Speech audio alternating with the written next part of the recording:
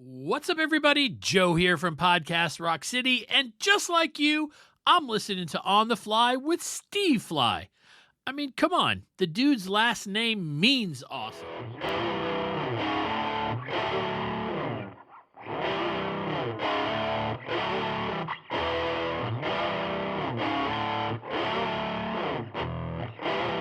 You are listening to On The Fly.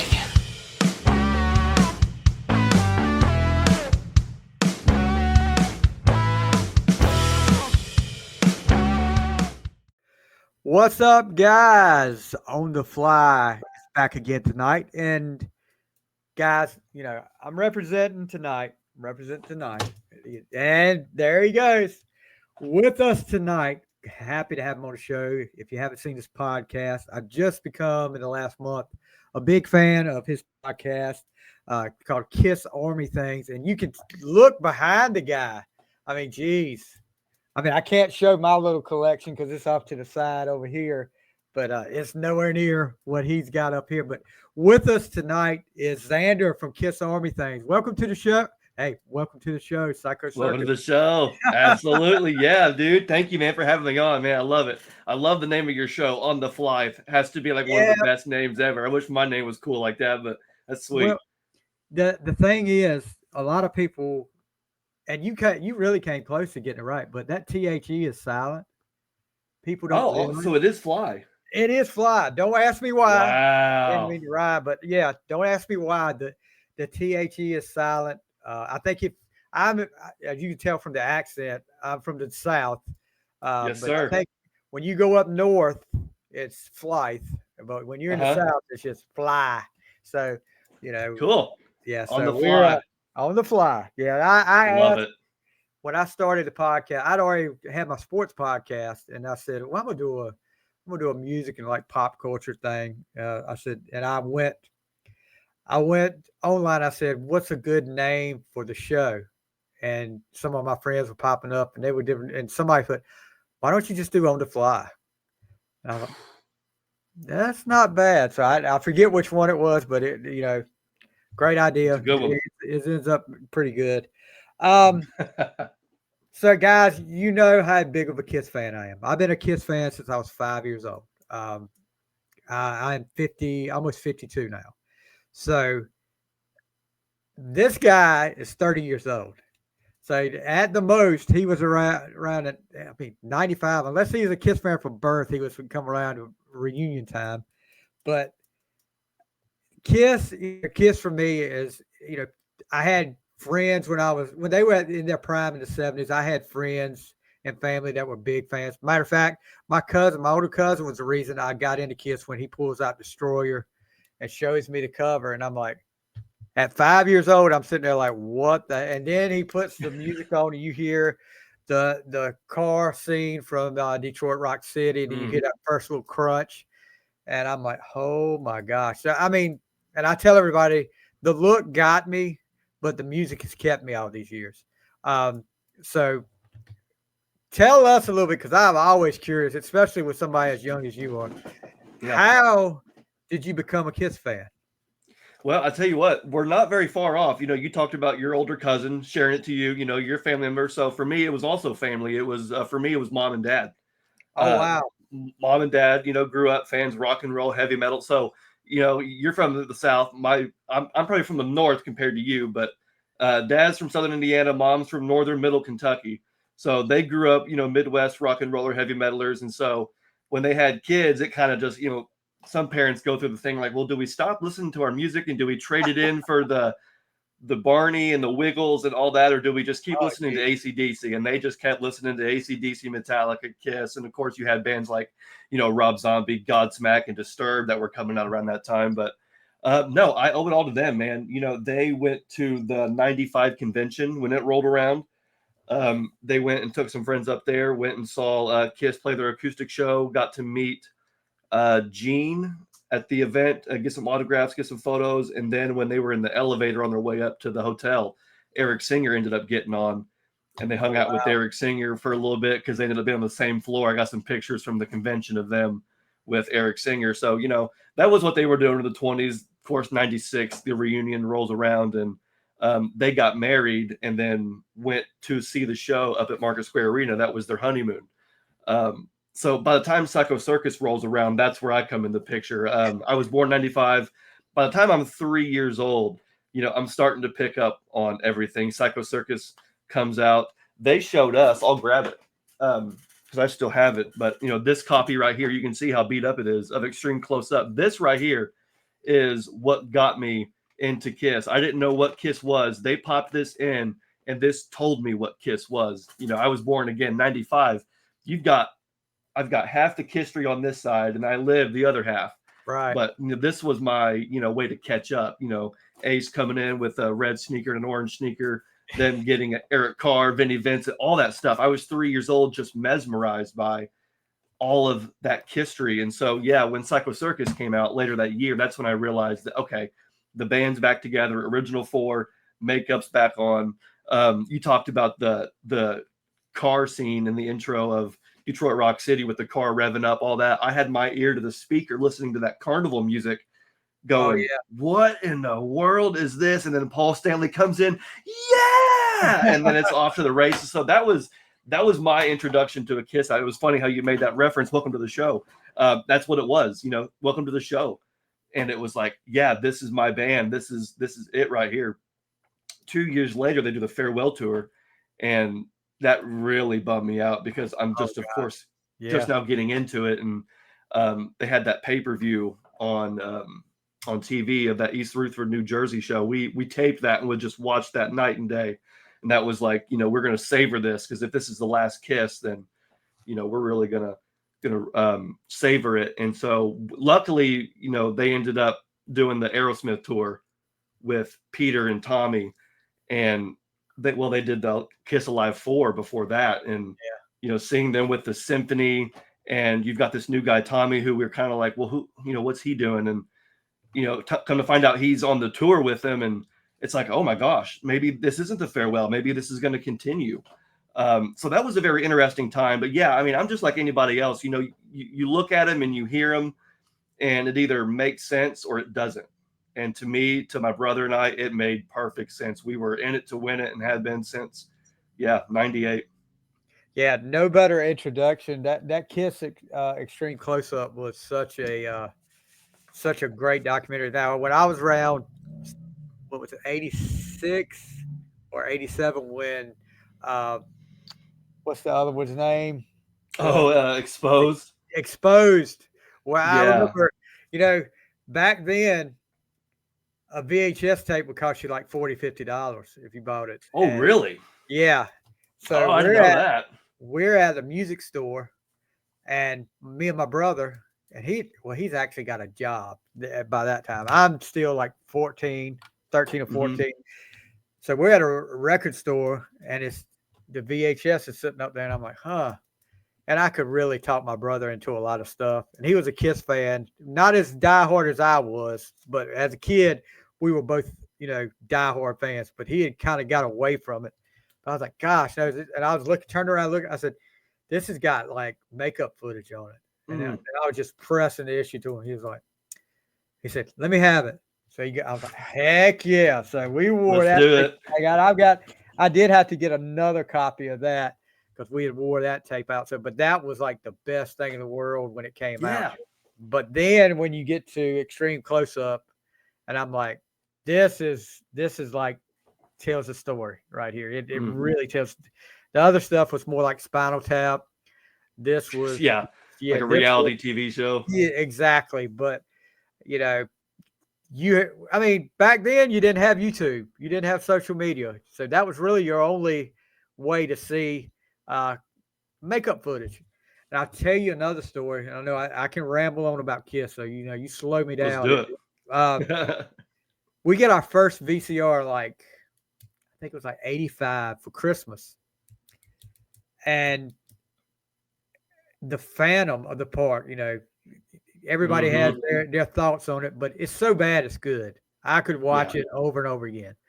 So we're sitting there. I'm sitting there Christmas night, and I'm looking at all my stuff. I've got, music and all the stuff I'm messing with, and I'm staying up late. So one of our local channels, it was a Friday night, and the news was on, and it was about halfway through like the 11 o'clock news, and they a Friday night they had a late night movie like at 11:30, and 11:15 a commercial comes on and said, "Stay tuned after the news for the Friday late night movie, Kiss meets the Phantom of the Park," and I'm like, What? "Where is the blank tape? Where's the blank Yeah. tape?" I mean, I put that thing in and I wore that tape out, dude. Because I mean, I hadn't seen Phantom since I was a kid. I actually, gosh, when did Phantom come out? Like 78, 5 years old. Made my mom take me home from like the school fall festival early so I could be there to see it. Because if you didn't see it, you missed it. That was it. Was no replay. So Man.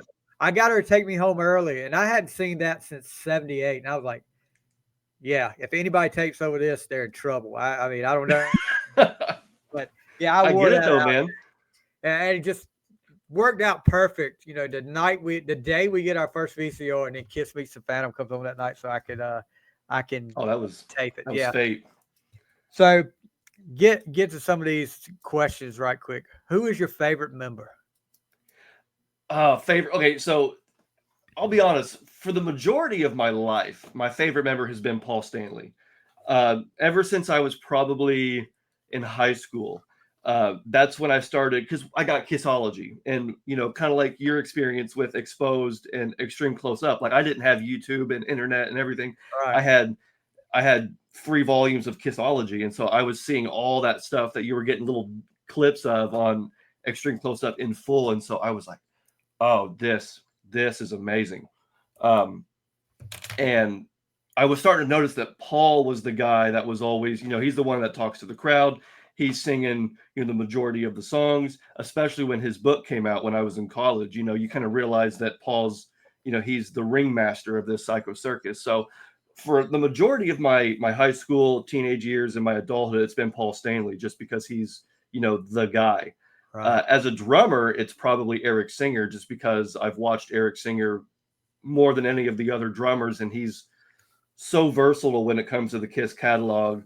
But one of the members that I think has been slept on for this whole time has been Tommy Thayer. When I look at Tommy Thayer, he's somebody that, yeah, he's, he plays guitar and everything, but he's also, writing songs, and he was also managing tours, and he was doing editing and producing. And, Right.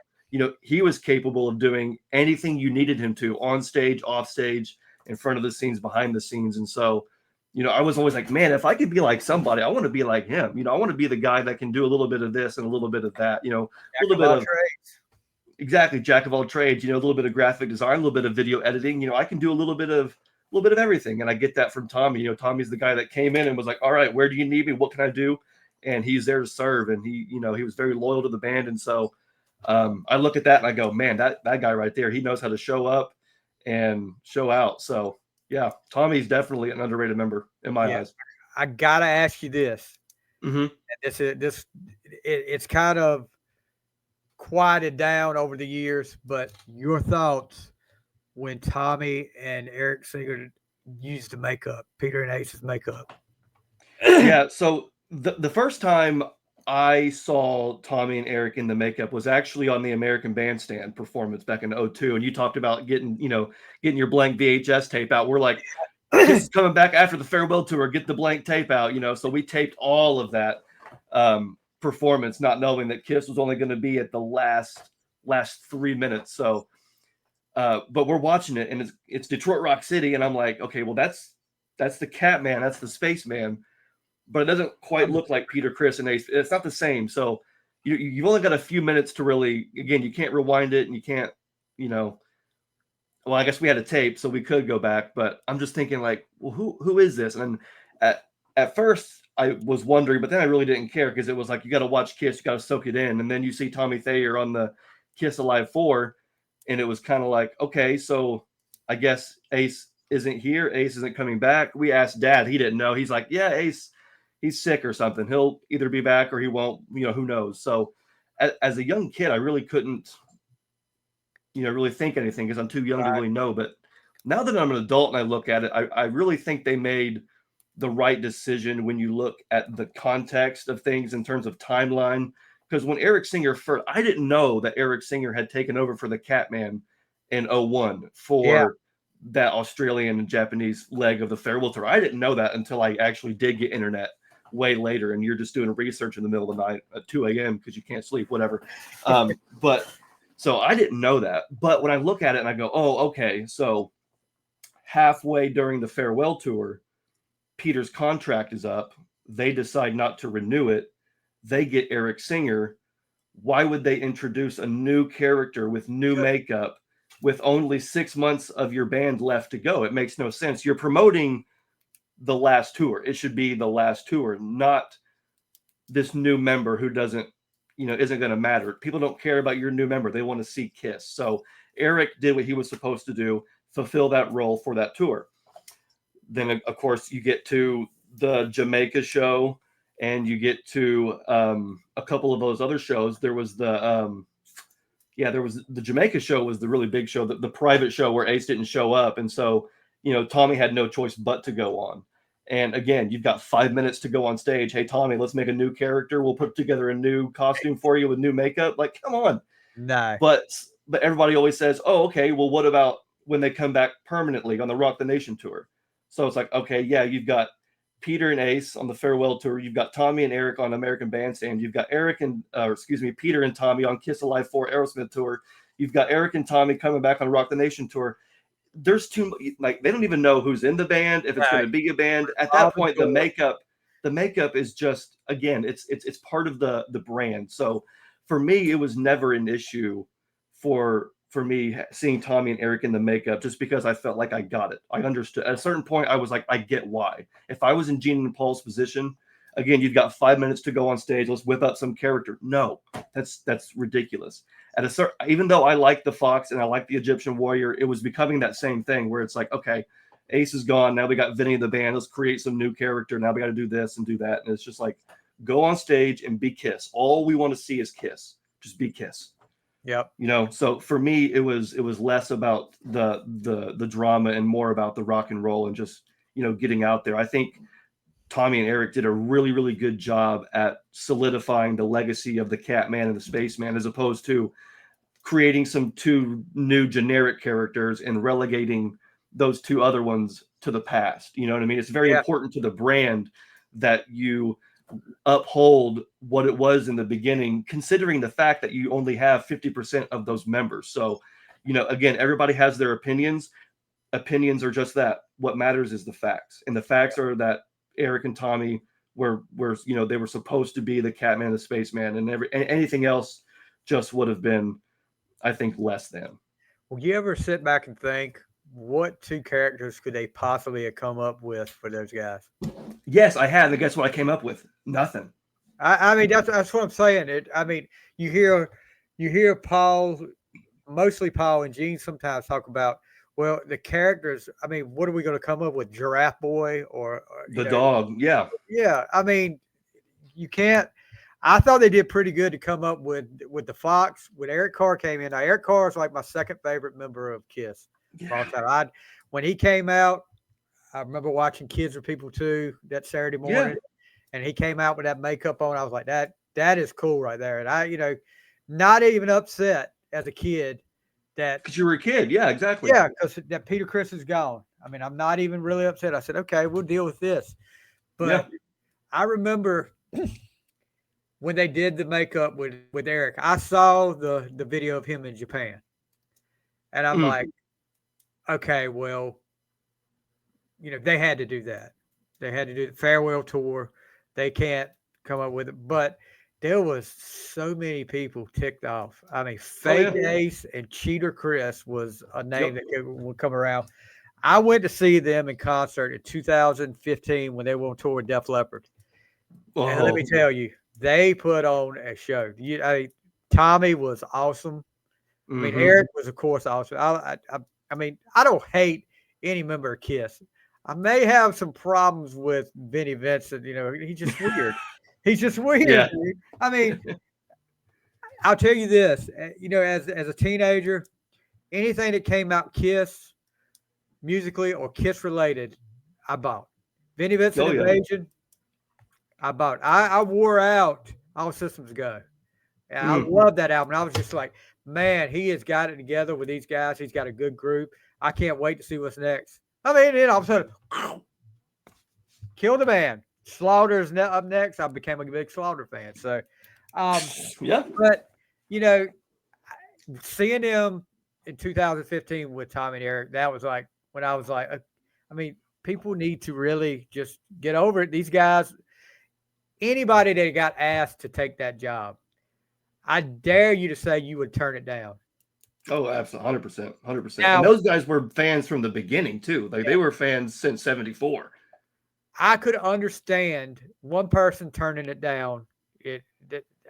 Reasonably is Bruce Kulick, because I mean he's made his mark on history on his own without makeup, and to put him in Ace's makeup would have just been wrong on both parts, Ace's part and on Bruce's part. That would have been disrespectful to Bruce, in my opinion. And Bruce has said that too. Bruce has said, you know, he was never asked, but if he would have been asked, he would have said no, just because that wasn't his thing. You know, he didn't want any makeup at all, new character or Ace's character. So, you know, Bruce has been very, you know, positive towards Tommy and Tommy taking that role and being in that role, because you know, everyone's always like, oh, it should have been Bruce. I'm like, well, you say it should have been Bruce. Bruce said it should have been Tommy. Exactly. Bruce, you know, Bruce has become like the ambassador of Kiss over the years. I mean, up until maybe last year when he kind of got a little like, okay, I'm going to let you know how I feel. The angry Bruce came out, and I never seen that before. I mean, I was shocked, because you know you always see Bruce up there with a smile on his face, and then to hear some of this stuff, I was like, wow, you let it out, Bruce. Okay, let us know, because you know, I mean, you think about it though, they're doing Carnival of Souls, which I know this will be an unpopular opinion with a lot of people out there. I did not dislike Carnival of Souls. I mean, I love it. We love it around here. It was different, but how many albums from Kiss were different from the one before? Oh, Kiss, yeah, they're all like, yeah. I mean, except for the first three. You look at it, and I mean, Love Gun, Destroyer was, you know, Destroyer was Destroyer, but they kept trying to adapt and be a little different on each album. I mean, of course, the Elder went from one extreme to the other, and I'll tell you a little story about that, and I'll have to put the picture up here. Easter morning, 1982, and you talk about your mom and dad. That's where you got your Kiss fandom from. My mom and dad were always, since I was a kid, so supportive of my Kiss fandom. I mean, every year at Christmas, it was Kiss, Star Wars, and Pittsburgh Steelers stuff. I mean, that was the majority of what I got. I had the Ace Frehley Halloween costume. I wish I still had, between Kiss and Star Wars, I wish I had all this stuff I got, because I could probably run this little hint of what we're going to talk about later on. I could probably run a museum of my own. But yeah, I mean, when you got like a 7-year-old kid running around the house reciting lyrics that say, "Put your hand in my pocket, grab hold to my rocket," and your mom is like, "What did he just say?" I mean, as a kid, you didn't know any better, and I actually made out there's it, but for some strange reason, she would not let me. She would let me listen to Kiss, but Rod Stewart was off limits. When that "Do You Think I'm Sexy" song came out, oh no, you're not to listen to Rod. Don't listen to Rod Stewart, which I didn't want to really listen to it, but yeah, you Interesting. know, 82 Easter morning, I wake up, I go in there, my Easter basket sitting there, and there's an album sitting there, and I'm like, what the heck is that? Because you didn't really know back then ahead of time. If it, especially a 8-9-year-old kid like me, I didn't know when an album was coming out. Oh, right. And I look in the corner and I see the Kiss logo, and I'm like, what the heck is it? And it says "Music from the Elder." I'm like, they're going to do another freaking movie. And I open that thing up and I look at the label with the hand on it. And then I look at the lyric sheet and all that. And I was like, gosh, this is going to be a movie. I wore that record out, dude. And I carried it 4th grade, show and tell. I carried it to school for my teacher. She was kind of a, I guess, more adept to. She wasn't old fashioned. I'll put it that way. But when Mr. Blackwell came on, and they said, "Mr. Blackwell, you can go to hell." All right, time to take that off. Yeah, brought Elder to school for show and tell. Oh man, that's great.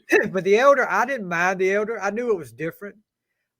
Still to this day, if you take a couple of songs off that album, it's a rock and Kiss album to me. I love it. Take Odyssey off. I mean, and not that I don't. It's Odyssey's not one of my favorite songs, but take Odyssey out off and Just a Boy, and you got Rockers the rest of the way. Escape from the Island, dude. That was my ringtone on my phone. People are like, That's "What awesome. the heck is that?" There's a siren going off. I was like, "This is my ringtone, dude. Don't worry about it." But yeah, so getting to that with the album, what's your favorite Kiss album? I'm not gonna lie to you.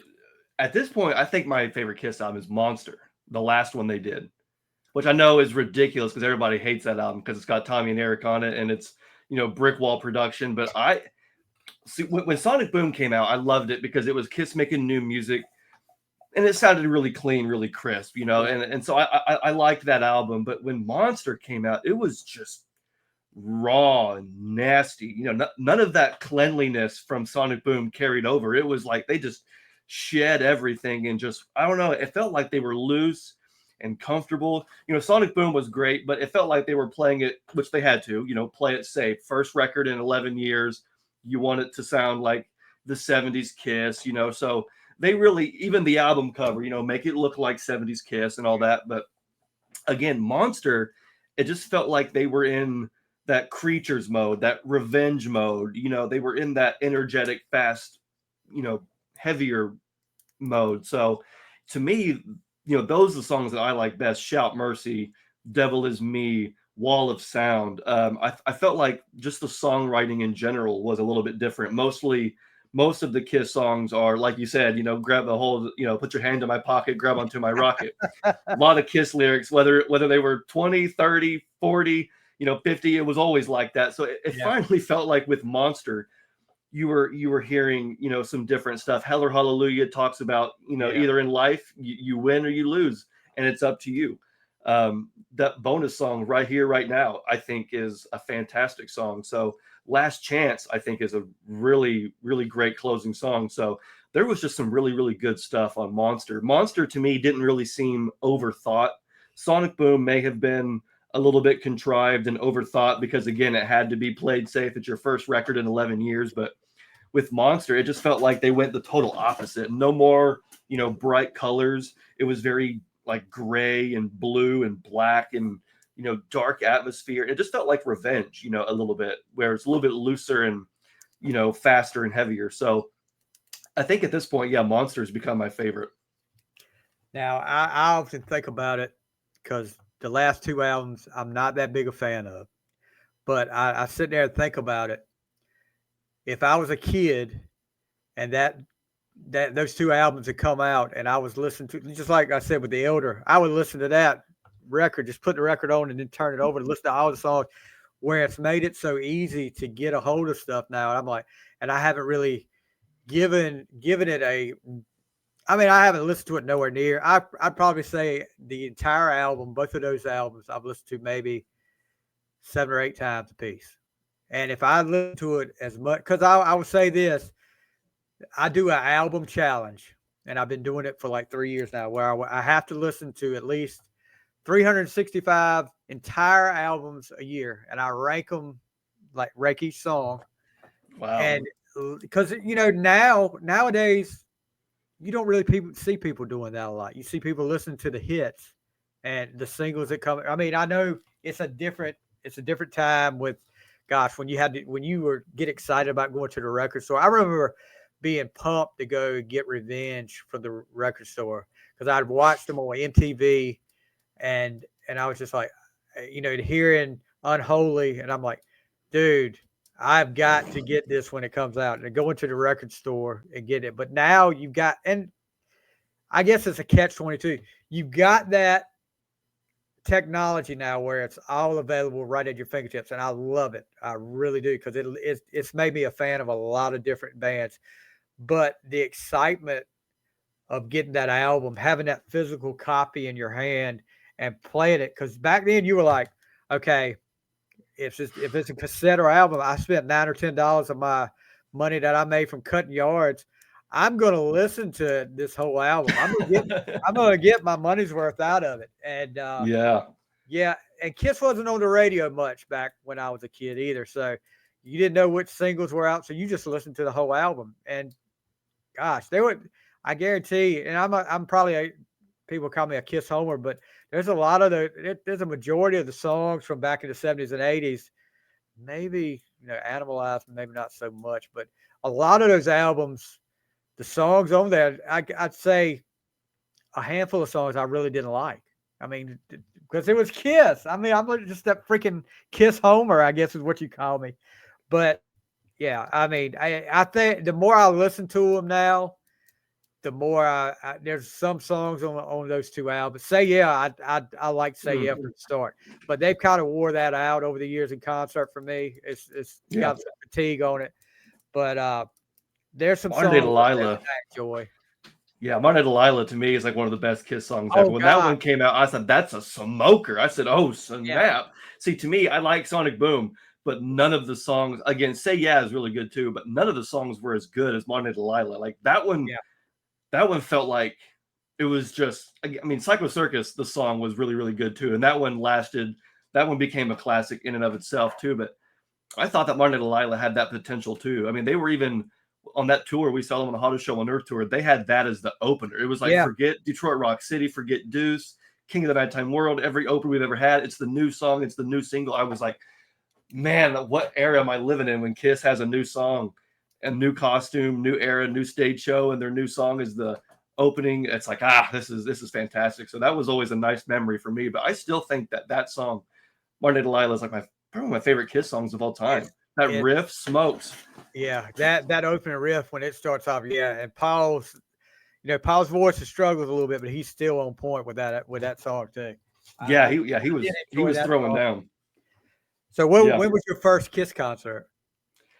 So our first Kiss concert was in 2003, believe it or not, with the Aerosmith tour, the co-headlining tour with Aerosmith. We got tickets to see that, and again, this is after the farewell tour, so we're completely beside ourselves. Let's see, 03, I would have been 8 and 7 or 8, and then Jeb, he would have been like 5 or 6. He was in kindergarten, I was in 3rd grade.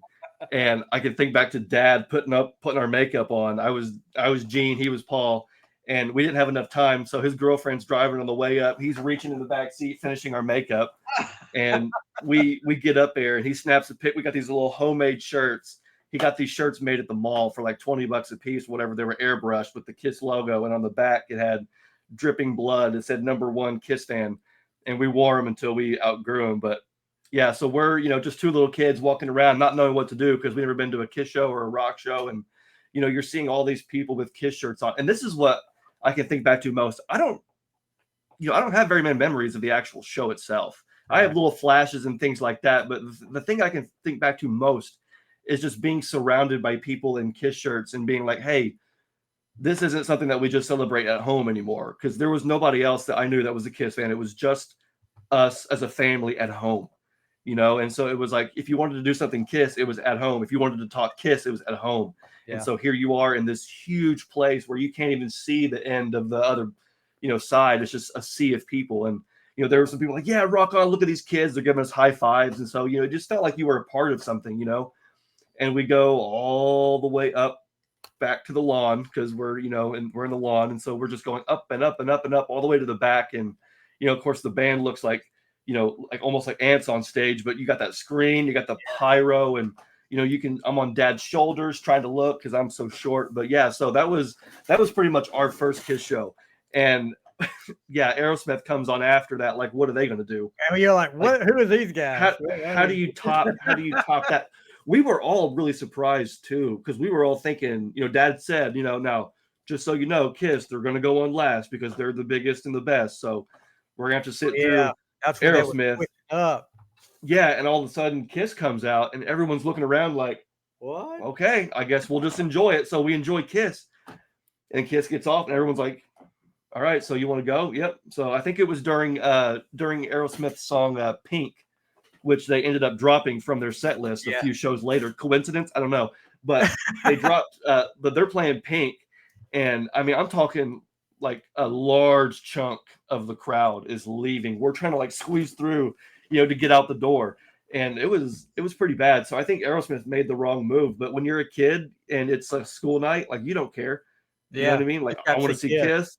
I got to get home. Dad's got to work in the morning. So maybe it was a good thing that Kiss went on first. But I mean, you're talking about, just being there it was something I never thought would ever happen. Because again, it was the farewell tour had already ended, and you're kind of thinking, will they, won't they, are they, aren't they? And here they are on tour. And like I said, that Kiss Alive 4, that symphony orchestra was like my version of Kiss Alive. Yeah. Where you're just like, what? Because I already knew what Kiss was. So how do you outdo it? Well, you add something else to it, something that, and that symphony performance I thought was really, really awesome. I look back at that and I'm like, man, those arrangements that, what's the conduct? David Campbell, he nailed those arrangements. The orchestra was great. What a great performance. So that was like, that reinvigorated my love for, even though I was so young, that still right there reinvigorated me. And then going to see him live just took it to another level. So yeah, nothing beats seeing Kiss live. I think we can all agree on that. Oh yeah, definitely. Favorite lineup? This one's tricky. I got a feeling I know what you're going to say, but I may be wrong.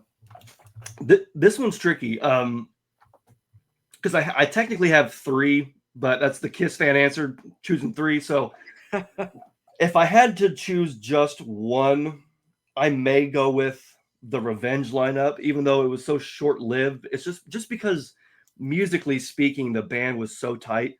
They were. I mean, I didn't obviously see it. I was -3. But, I can still watch all the footage all day long, listen to Kiss Alive 3. I can listen to all that stuff and watch it. And I'm just like, man, this lineup is mean. I mean, obviously Tommy and Eric is right up there too. But with Tommy and Eric, you're in the makeup version of the band. So, Tommy had to play A songs. He had to play Bruce songs. He had to play everybody's songs and do them in a certain way, But whereas Bruce had the freedom to, he was rewriting solos. Yeah. He wasn't doing the same solos as Ace, and Eric Singer, obviously being the new guy coming in after Eric Carr, you got some big shoes to fill. So he was just letting her eat with all these fills. And of course you got that stage show with the Statue of Liberty. So that Revenge tour, I think, was definitely just a moment in history because the band just sounded so good. It's a shame that the shows weren't that well attended. It was a weird time in the live music industry. I get that, but man, it sucks because Kiss, musically speaking, was on point. Revenge has always been my favorite Kiss album, but only in recent years am I thinking, I think Monster really is, but Revenge is definitely up there too because again, those songs are just really, really good. They're a lot different than the 80s stuff they were doing, so it felt new, it felt fresh, felt heavy. Songs like Unholy and Paralyzed. So if I had to pick a lineup, I might actually go with the Revenge lineup, even though some folks might say, oh, he's going to say Tommy and Eric. Definitely Tommy and Eric for sure. But as far as like just pure raw musicality, Revenge lineup. But the reason I say that because that's pretty much what you came in on was Tommy and Eric. So and you saw that, so that's a little bit, yeah. The reason why I say 3 is because when I came into the band, I was watching, Gene and Paul from this era, watching videos like Unholy. They had I Just Wanna in there. Yeah. But with Psycho Circus, it was obviously the reunion lineup. So that farewell tour is like my my golden point. But then, of course, yes, I lived through this last, I call it the Final Four. I lived through the Final Four. So I claim 3 lineups: the Revenge lineup, the reunion lineup, and the Final Four. But yeah, of course, Kiss fans are always like that. Can't pick just one. Yeah, I'm the same way. If I had to pick 3, like you said, 3, I have to go with the originals first, but then Bruce and Eric Carr, Mm-hmm. second, and then Bruce and Eric Singer third. The Revenge lineup will be third. Yeah. So talking of, I just remember reunion time, and this was when this started, I mean, they were talking about rumors going around that they, after Unplugged, when Unplugged came out, I think they played that on Halloween night, and I had to be at a Halloween party or something, and I was like, all right, this is getting old. I need to go home. I left the VCR recording in MTV. I need to get home. I got to go. I just told him, I said, look, guys, I'm not feeling well. I got to go home. So, yeah, I was feeling fine. I was ready to get home and watch, see what happened. And after that, I was like, this kind of sucks that, because they were so, I mean, that was so awesome. This kind of sucks because you did.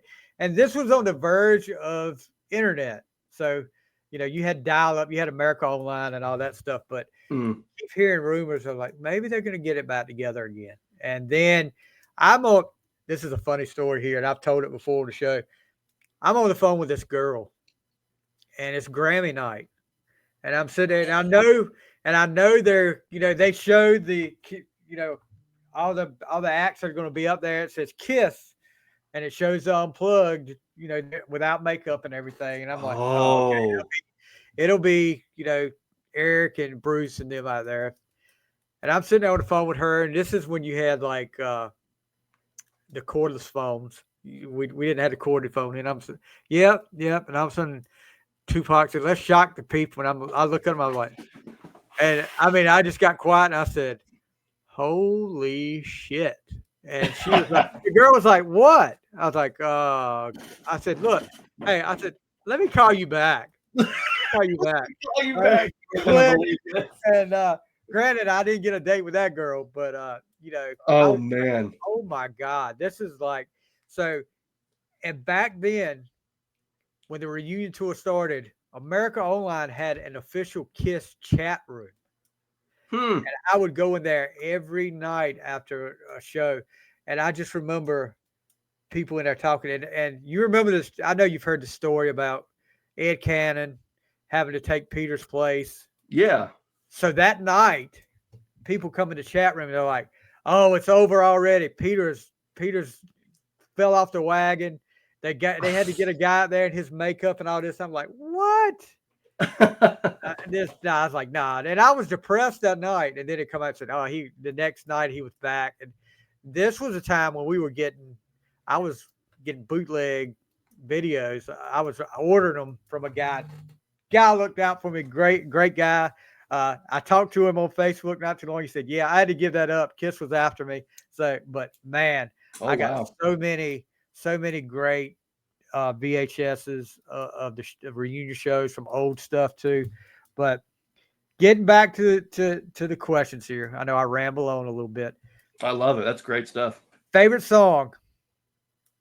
Oh, shoo. This week or today? Man, yeah, for sure. Well, I mean, like I said earlier, Monday Delilah definitely is up there just because when that one came out, it was like this was everything I wanted and more. That video with them too, where they're really large, stomping through Detroit. That was really cool too, and of course that performance video. So yeah, I gotta really give it to Monday Delilah, but also Psycho Circus, the song, just because like I said, that was like the first song I ever heard. That was the first song on the first Kiss album that I ever heard, and that music video is wild. But yeah, 3D. Yeah, that one, 3D, right? That one's wild, but the song itself, I think, is brilliant. I know that it was Kevin Valentine on drums and possibly Tommy Thayer on guitar in the studio version, but when you think about it, just either in studio or live, I think it's brilliant because obviously it's not like other Kiss songs where it's, put your hand in my pocket, grab onto my rocket. It felt more Kiss. No other band could write a song like Psycho Circus. It just felt so themed to Kiss with, the makeup running down my face, the amplifiers start to hum. It was like, this is like a Kiss theme song, so that song to me just feels differently than other Kiss songs. And then once you get to the solo, it quiets down. You have some really awesome drum patterns before the solo.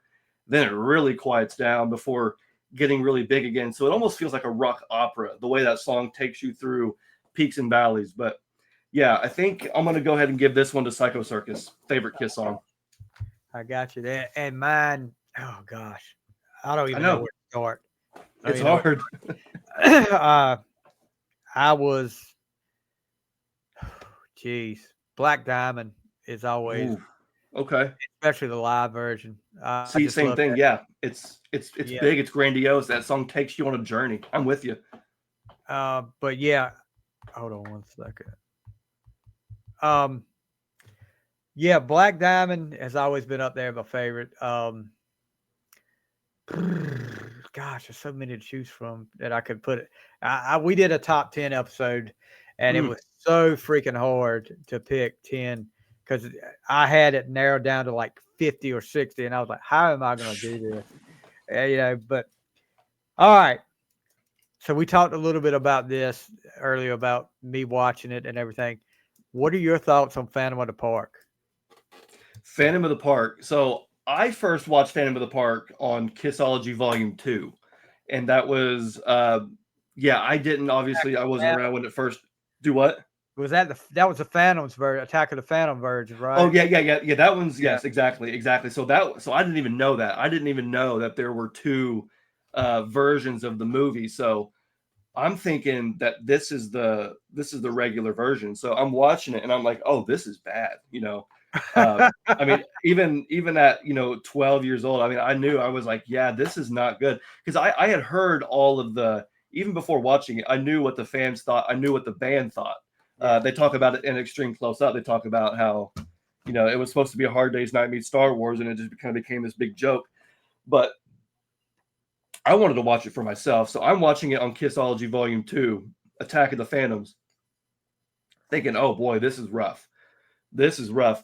And then I come to find out that that was the European edit that was actually, switched up and tried to make it a little bit better. I'm thinking, oh, so I saw the good version. Ugh, okay, so what?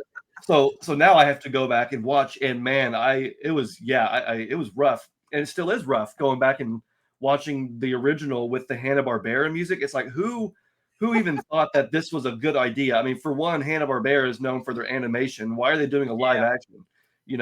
Like that to me was just red flag number one. And I mean, we could sit here and go through all the red flags, but yeah, I mean, I can see why the band themselves didn't like it and why some of the fans didn't like it. But at the end of the day, you just watch it and it's fun. It is. It's so bad, it's good. I mean, It's dude. so bad. It's good. And it even made me, just for fun, I on my channel took a couple of the scenes and I've watched redid that. I watched redid some of the that was VFX because I awesome. was like, I got to salvage this. I got to do something for the Kiss Army here because for 45 years we've been subjected to this. So maybe I can try and maybe there is or some light at the end of the tunnel.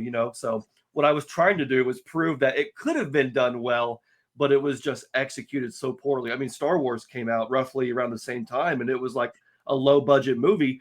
You can get away with some stuff with low budget movies, and if you got the right people. And boy, they just did not have the right people, the writing, the production. I mean, they themselves as actors, it was every bit of it was good actors at the time. Gene, Gene, all Gene. of Yeah, Paul was. Yeah, it was all rough. I felt like Ace was actually the best, just because Ace probably didn't care. It felt like because you hear Paul talk about Paul, he talks about it as if like back in the day he thought it was going to be a real movie, and they kept saying, "Oh, don't worry, we'll make it look good." And he's like, "I don't know."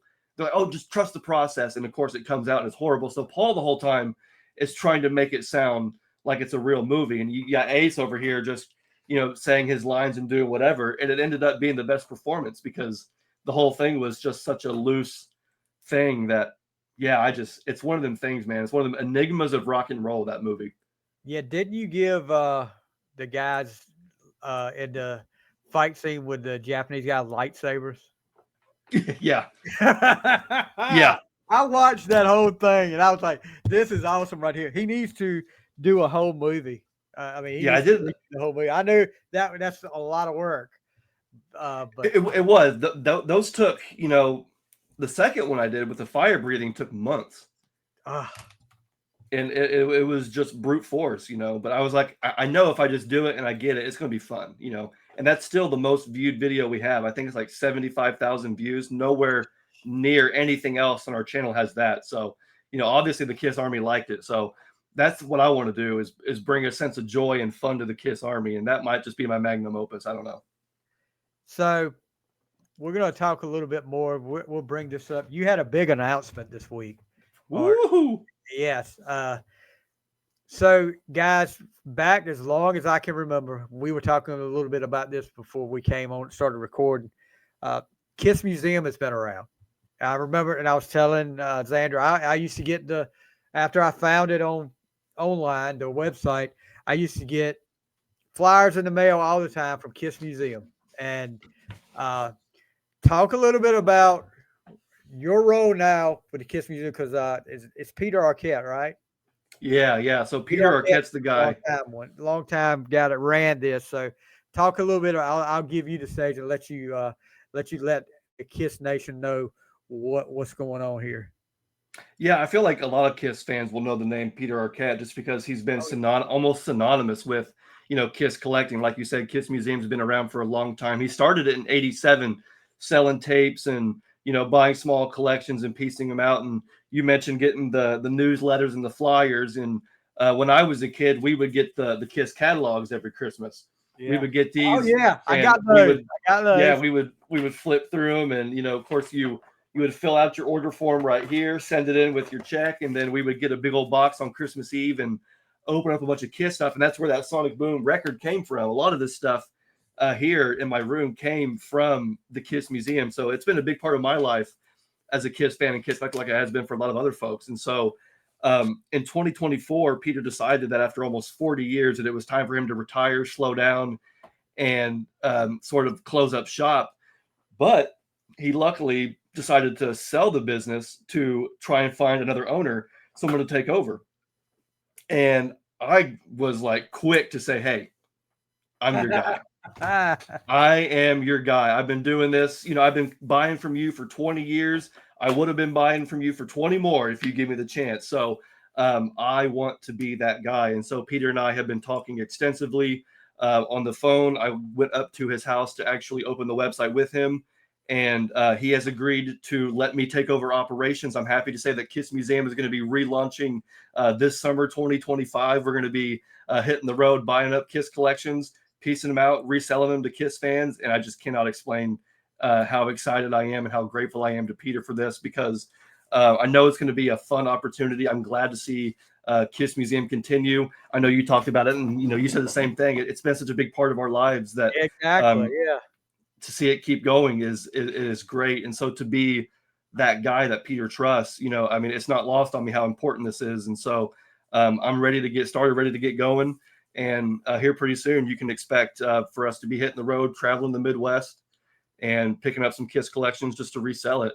And Peter has seen some pretty crazy stuff, and getting to be at his house, looking at some of the stuff in person was incredible. And then he's going to be coming down here, and we're transforming my garage right now into the new Kiss Museum. And what an honor. And so I'm happy to be, like I said, this is one of the reasons why I wanted to be on your show, and thank you for having me, because I wanted to share this with the Kiss Army, because I'm excited like everybody else is. This is going to be an incredible chapter in history and Kiss collecting. And so I hope that you and everybody else would join me and stay tuned for more updates on the Kiss Museum as it relaunches this summer. We definitely will. And guys, I'll keep you posted on what I hear, what we see, and when it relaunches, we'll definitely have the links and everything up here. Between Kiss Museum and Kiss Asylum, that's like, that was back in the day, especially a reunion tour that time. That was my two of my clicks during the day for sure, every day for sure. You had to check that out. And but man, all right, since you're such a big collector now, you probably knew I was going to ask it. Your most prized Kiss possession that you have. Well, there's one of the ones. Yeah, it really is. But I tell you what, one of the ones that you can probably see right here, it's right by my name, is this picture disc right here of Monster. Yeah. We got this in 2013. So Gene was the special guest at the Indie Expo. And if you got the double platinum tickets, you got like a little bit of a goodie bag. And the main prize in that goodie bag was that picture disc, and it came autographed by Gene. And in 2014, I brought it back to get it signed by Tommy Thayer. And then in 2015, got it signed by Eric Singer.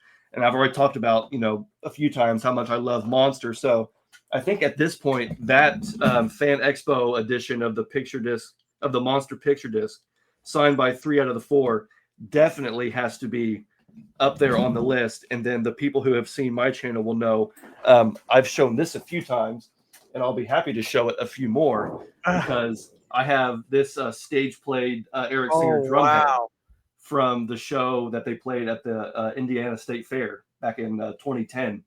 And this was sold. They had these on KissArmyWarehouse.com. And so I didn't know about it for about 4 or 5 years. So luckily there was one left from that show, and I got it and I snagged it. And since we're filming today, which is June 3rd, right? Yep.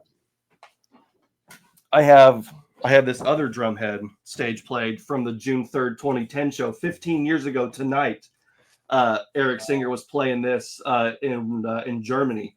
And you can go on YouTube right now and watch the show in its entirety. And it's the one that, if you're watching me, it's the one right here, the front left of his tom. So that's pretty cool there, dude. And that show meant a lot to me back in high. I would watch that show all the time on YouTube. So to have that head's pretty sweet. So yeah, I got a couple of stage played heads. Eric Singer's my main guy, my main drummer. So yeah, those are pretty cool. So what is the holy grail that you would like to get your hands on, though? You know what? At this point, I've been pretty fortunate to cross off a lot of my holy grails. One of the holy grails for a long time was, and we talked about this too, was this Guitar Hero Gene Simmons Axpace controller. When this came out as a kid, I was like, that I have to have, and of course was never able to get it. So I've been able to cross off a lot of my holy grails at this point. But if I still had to say, if there's one, and again, it might sound random, but I didn't know. I showed you the drumhead from 2010. I didn't realize there was a tour book from that tour, the Hottest Show on Earth tour.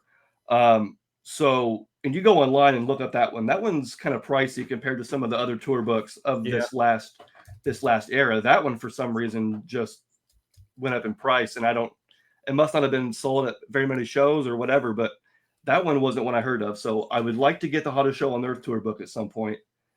Other than that, there's probably something that, of course, when I stop filming, I'm going to go, I should have mentioned that. Yeah, I know. Yeah. But like I said, I've been pretty fortunate to cross off a lot of my holy grails, but definitely the Hottest Show on Earth tour book.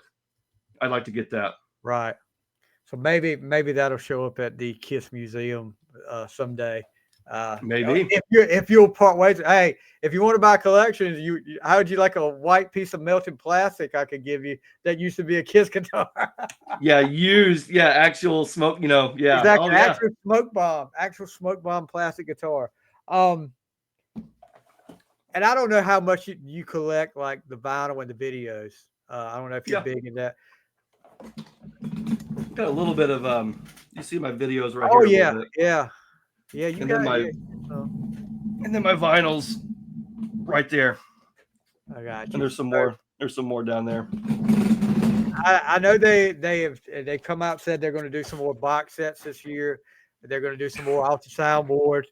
Off the soundboards. Do you and this as an Eric Carr fan, you think there may be a audio or video of that first show at the Palladium? Eric Carr. I wish it would come out, man. I don't know what's stopping them. That's like, they done Mark St. John show, very historic. And then you have the Eric and A show from Tokyo. That's that's pretty cool. So that was how they debuted it. That was a really cool thing. But to me, the soundboard series is for the most historic shows. Give us the stuff that we will never have any hopes of hearing. So I like hearing this Asylum show was great. That Des Moines 77 was cool, but they just seem like more random shows. So I'm hoping that they come out with some of these more, historic shows. You could do the first show with Vinnie Vincent, the first show with Eric Carr. You could do the last show with Eric Carr. There's, all kinds of stuff, but that Palladium show is on everybody's list. How about Magic Mountain? Playing that whole Phantom. Yeah, well, that's that footage should be a DVD on its own, because Exactly. that's like the most high quality footage shot of the original 4 that you could possibly get. Movie cinema quality cameras, like that footage needs to be unearthed. That's If one that I think should be done. if they've got it, they should put it out. I mean, I these agree. guys, I mean, I know Gene loves his money, and I'm sure Paul doesn't hate it either. But you're not getting any younger. You need to get this stuff out, and I'm not getting any younger either, dude. Because you need to get this stuff out so I can see it too. I would love that. Would be my 2 holy grail of videos. Was Eric's first show and the Magic Mountain show. I don't know if they would be able to own the footage of the Magic Mountain. I wonder if Warner Brothers or Hanna-Barbera, whoever would own that. Whoever they went to. But that footage is just sitting there buried in some warehouse, if it didn't get burned up or thrown away already. But that's some footage that, like you said, if somebody were to just be able to acquire that, they could do something really cool with that fans would enjoy. And of course, all they want's their money. Well, they would get plenty of that money from us if they put out that Palladium show, Magic Mountain. I mean, we're not, we want to give them our money, but they just sometimes keep giving us things that we're like, okay, that's fine. But where's the magic at? Where's the Magic Mountain at? They haven't come out with a home video or anything like that in so long. Since the last Kissology or was it the Vegas one? Oh, dude, that Vegas one was sick. Yeah, the Vegas one was fantastic. Okay, I tell you what. Yeah, the Vegas one I think was the last real one they did. A&E did release their documentary of Kiss, but that's not official Kiss. I think Kiss Rocks Vegas was the last real big, and the packaging on that and the marketing and everything on that was through the roof. That was one of the best times. They had each one of them had a camera on them. You could watch each one of them on the camera, wasn't it? Am I mistaken? That one was Rock the Nation. That one was cool too. Yeah. Okay. Yeah. The Kiss Power Vision. Yeah, that was. See what a cool concept that was. Yeah, that was a great concept. Cool. That was cool. Yeah. So we always like to do, especially a first-time guest on the show. I know you're a little nervous about this, but we take it from our sports podcast. I incorporated over here. 2-minute drill. So what it is, get your mind clear. Like, I'm a big Friends fan, and when they play that show, just clear your mind. First thing that comes to your head when I ask these questions. So, all right, here we go. You ready? Cleared your head? I'm ready. Favorite band or artist besides Kiss? Favorite band artist besides Kiss? Yeah. I'm going to say Godsmack. Godsmack. Okay. First album you ever bought? First LP would have been Love Gun. Okay. Lake or beach? Oh, beach. Beach. Okay. Coke or Pepsi? Coke. Okay. Favorite movie? Oh, favorite movie without thinking, dude, White Chicks. Yeah, that's a good one. Favorite album besides a Kiss album? Because I know for sure. Favorite album besides a Kiss album? Let's go with Godsmack's debut. Okay.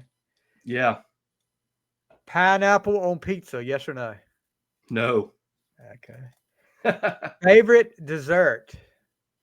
Cookies and cream ice cream. Go with that. Favorite TV show? Favorite TV show. Now that's a good one. Modern Family. Oh yeah. Yeah, okay. If you could go back anytime, anywhere in time, and see one music event, what would it be? One music event. Wow. You know what? Oh, that's tough. Let's see. Let's go the Beatles at Budokan. Beatles at Budokan. Okay. All right. I don't know if you're a musician or not.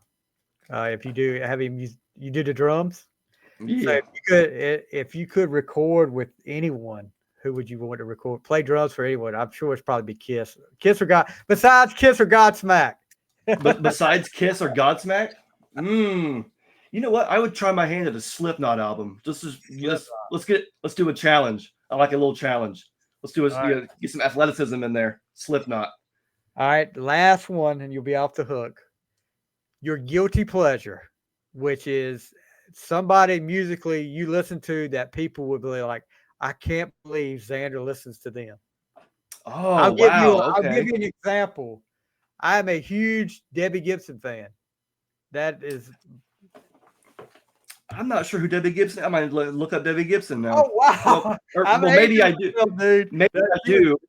Maybe I do. I just don't recognize the name. What does she? What does she sing?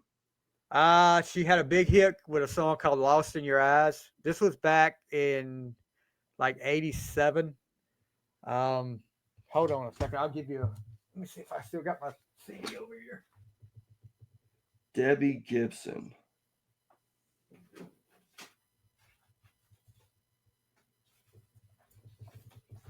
That is her. If you can see right there, the Electric Youth. Now Electric Youth sounds familiar. yeah, she was like the Taylor Swift of the '80s.